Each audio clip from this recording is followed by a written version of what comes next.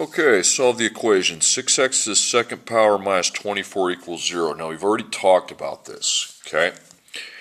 You have x, yeah, that's true, you have x second, but there's no x with it. It's x second only. You need to use linear properties followed with the square root to get rid of the second power. Now, there's still two answers, okay? So linear properties, when I get, just simply use inverse operations to get the x second by itself. The opposite of minus is plus.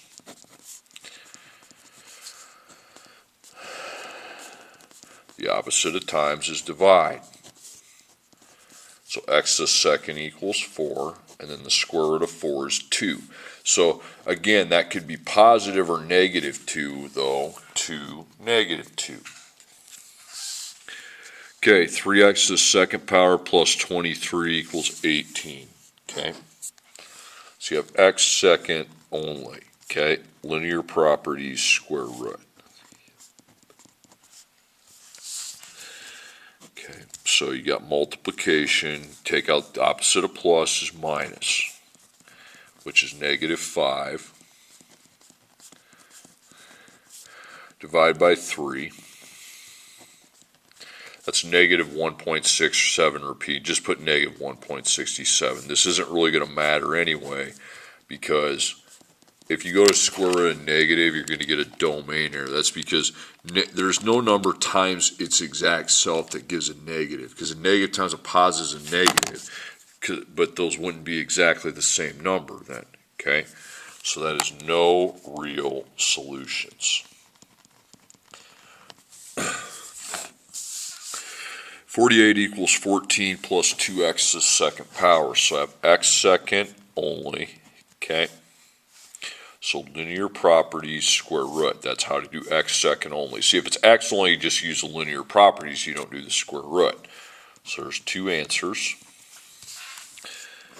Plus and times, okay? So then minus 14, that's 34. Then 2 times x to the second power. So we're going to divide by 2, and that's 17 equals x to the second. And then we have x. Now we find the square root of the number 17. So second square root 17. Just put 4.12. So there is a number times itself that's 17. It's just an irrational number, but it's still a real number. Okay. So 4.12 negative 4.12. That's just an irrational number. When that decimal goes on forever, you just cap it. It means you don't write no real solutions. It's real, it's just irrational. Okay, 12 minus x to the second power equals 17. So you have x to the second only, and we will be using linear properties. Okay. So that, I don't like that minus, make it plus negative, and then you got to put a 1 in front, so that, because if x is a negative, it's a negative 1. So here's the multiplication, okay, over here. Take out your 12 with minus 12. So then negative 1 times x to the second power equals 5. Then you divide by negative 1, and that's negative 5. Now I find the square root of negative 5. Well, again, the square root of a negative is that number doesn't exist. Well, there's a number, but you don't know anything about it yet. Okay, so you're just going to put no real solutions. There's going to be something that comes up if you take Algebra 2 called an imaginary solution. Yeah, but for now that. Now we're going to do some geometry here today. Okay. Find the radius and diameter of a circle, okay? This is the radius. It's from the center to anywhere on the outside of the circle. The diameter is all the way across, so it's just really 2 times the radius. So we have to know the radius, obviously, first. Then. Now, area of a circle. Do you know what the formula for area of a circle is? If you don't, area equals pi times radius to the second, pi r squared. If you ever heard of that, that's what that is. Now area, it says 169 pi. That's equal to pi times radius squared. Now we got to find the r. Well, first off, mark where the R is at. Okay, you have R to the second. You're using linear properties to solve. You don't need that solution box here. Okay, so mark your operations. Well, you got this pi number. No, you're not going to change that to 3.14. So how would you get rid of times pi? You would divide by pi. Just put the little symbol, and that cancels. Then you divide by pi here. Well, that cancels over there too. So now we have just 169 without pi equals R to the second. Okay, so now I take that out with a square root. So R is positive or negative. Then you take the square root of 169, and that's 13. Okay, you just use 13 though, so that's your radius, 13. Now, diameter, well, replace R with your 13, and then 2 times 13 is 26. So the radius is 13, and the diameter is 26. Okay, now I'm going to be going over another one. Okay, it doesn't matter what they show. Okay, you don't even need the picture. Okay, you're finding the radius, and then you're finding the diameter. The diameter is what they show, but I mean that doesn't really matter. You just need to know the area equals pi times radius squared. So you take the area out and replace it with 45 pi. That is the area. They're going to tell you the area. You just have to find the radius. Now, you are fine at solving for R. You see that, okay? So linear properties. Even though it's multiplied by this pi symbol, highlight the multiplication. You don't have to add or subtract nothing. Well, get rid of the times pi with dividing by pi. And then you divide the other side by pi, and that gets rid of that. So now I just am left with 45 equals R to the second power. And now I find the square root of 45. Positive or negative. So the square root of 45, yeah, that is, you don't write no real solutions. That is a real solution. It's just irrational. Just round it to 6.71. So 6.71. Now, diameter is just double the R, 2 times R. Okay, so R is 6.71. 2 times 6.71 is 13.42. So this is your radius, and this is your diameter. Diameter is just double the radius. Okay, now we're going to look at some story problems. For the period 1995 to 2001, the number of internet users in thousands worldwide can be modeled by the function, and they give you that equation, y equals 12,697 times x to the second power plus 55,722. X represents the years since 1995, and y represents the number of internet users. In what year will there be 100 million internet users? Okay, now, guys, you don't need a box or a table. You have this equation. Write it dead center.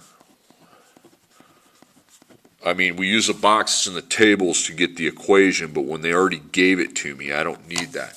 You need a side box to know what X and Y represent, okay? So X is the years since 1995. So you need to put years, but then after it, you need to put since 1995. And then Y, the Y variable is the number of internet users. So internet users. Okay, now they give me a number, 100 million internet users. So put 100 million below your Y. And now take your Y out and replace it with 100 million. So 12,697 x to the second power plus 55722. So I'm solving for x second only. So that's linear properties followed by the square root. So there's two answers. Now I know I'll make a box down there a lot, but not for the equation. That's a solution box. So if I write an equation down there, I'll make a solution box within the equation box. Okay, but x second only. There's my two answers. So here's x. There's that times and then plus, so circle the times. You take out your plus with minus, opposite of plus is minus.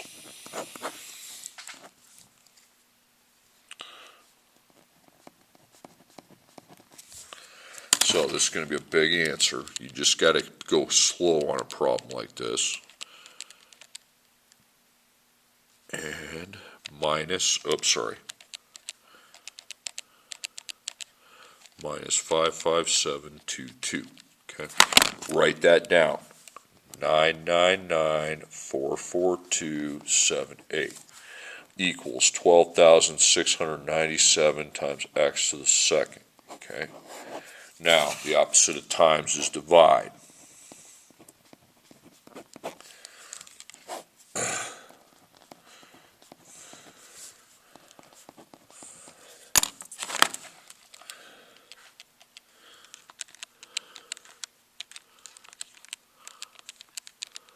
Okay.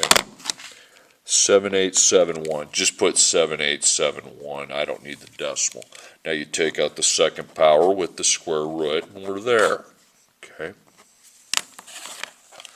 So 88.72. Okay.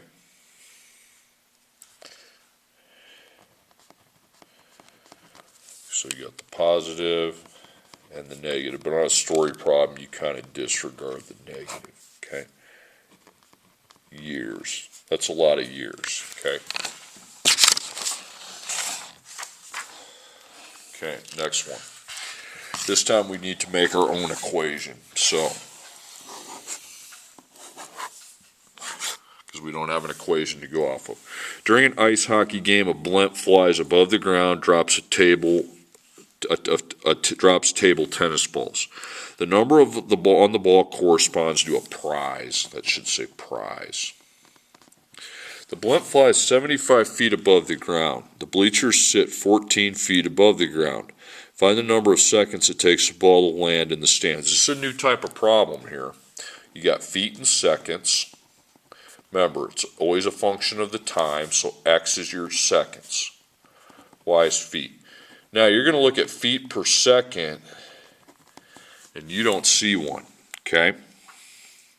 So normally when we see feet per second, we just call that m, okay? Now, and you're like, oh, why am I swiping? No, not so fast. Because you see, it does not form that type of a line, okay? They drop a ball, and it goes straight down, okay? Straight down. So, it's a straight down line. Now, where does it start from? 75 feet. Where does it end at? 14 feet. Okay? So you're going to see a new type of problem today. It's not a parabola, it just goes straight down. This is how you write an equation straight down. You're still going to need the gravity term. And then you can go ahead and have your x term, then the constant equals y. But an interesting thing happens here. Gravity's negative 16, and that'll be there. But there is no feet per second, because when you drop something down, there's no velocity to it. It's a dead velocity. So you are not going to put, you're going to delete that. You don't have that. Now remember, we've always said in a parabola, this is the starting height. Well, 75 feet is the starting height. And then this 14 feet is what you put into the equation. So 14 feet equals y. Okay. So you have negative 16x a second plus 75 equals 14. Okay, so now I'm solving for x, but it's x second only. Okay. So there's two answers. We use the linear properties with the square root. Okay, so over here you got times and plus, so you subtract 75.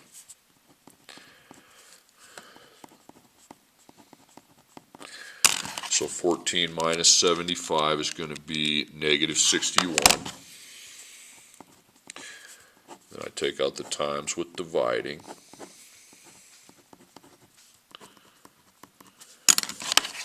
So then negative 61 divided by negative 16 is 3.81.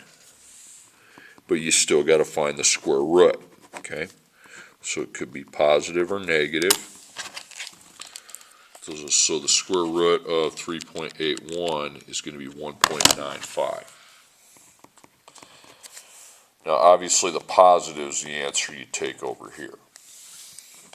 So again, that's kind of an interesting problem because feet per second, we didn't know it, so if you want to call it m, that's fine, but it's a straight dead drop, okay? So it's not a line like this, okay? Because really, the seconds aren't really going to be part of anything here, well, except for the x second, okay? So that's weird. That's just a dead drop. I mean, they take something, drop it straight down, okay? So it's not a line like this, just draw something straight down, okay? Starting height, finishing height, but then there would be no velocity to that, okay? Feet per second's wiped out. So yeah, the gravity equation can sometimes have the x taken out, especially if it's a dead drop, that's what you'd want to use. You'd use a gravity equation, but you'd end up removing your x.